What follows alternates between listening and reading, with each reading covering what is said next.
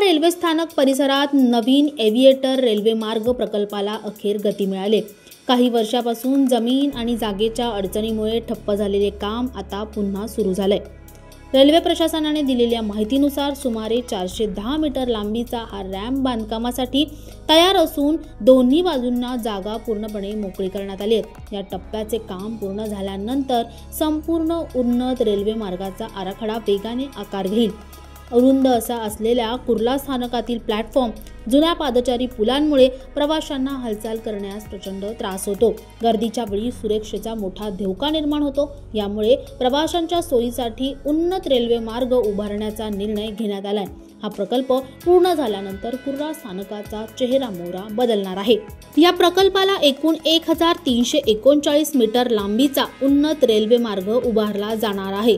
या उन्नत म्हणजेच एव्हिएटर असलेल्या स्थानकाची वैशिष्ट्य काय असणार आहेत? या एव्हिएटर स्थानकाच्या वैशिष्ट्यामध्ये नवीन उन्नत स्थानक असणार आहे। 3 फलाट असतील, शटल सेवा असेल, दुकानं असतील, प्रवाशांसाठी अतिरिक्त जागा असेल।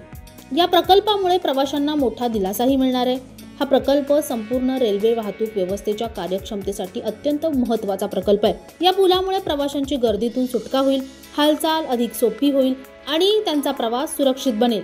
प्रकल्पाची वैशिष्ट्य काय? कुर्ला येथील हा प्रकल्प केवळ पूल बांधणी पुरताच मर्यादित नसून त्यात अनेक महत्त्वाच्या सुविधा समाविष्ट करण्यात आल्या। एव्हिएटर मार्ग चुनाभट्टी स्थानकानंतर सुरू होऊन टिळकनगर स्थानकाजवळील Santacruz Chembur link road cross ओव्हरच्या आधीच मुख्य रेल्वे मार्गाशी मिळणार आहे। 3 फलाट असतील। यापैकी एका फलाटावर पनवेलच्या दिशेला जाणाऱ्या गाड्या विशेष सुविधा देण्यात आली आहे। यामुळे कुर्ला आणि पनवेल दरम्यान शटल सेवा सुरू करणं शक्य होईल। 3 स्वतंत्र ट्रॅक असतील, एक सीएसटीकडे जाणाऱ्या गाड्यांसाठी, दुसरा नवी मुंबईकडे जाणाऱ्या गाड्यांसाठी, तर तिसरा कुर्ला येथे समाप्त होईल। एकूण लांबी या प्रकल्पाची 1339 मीटर आहे।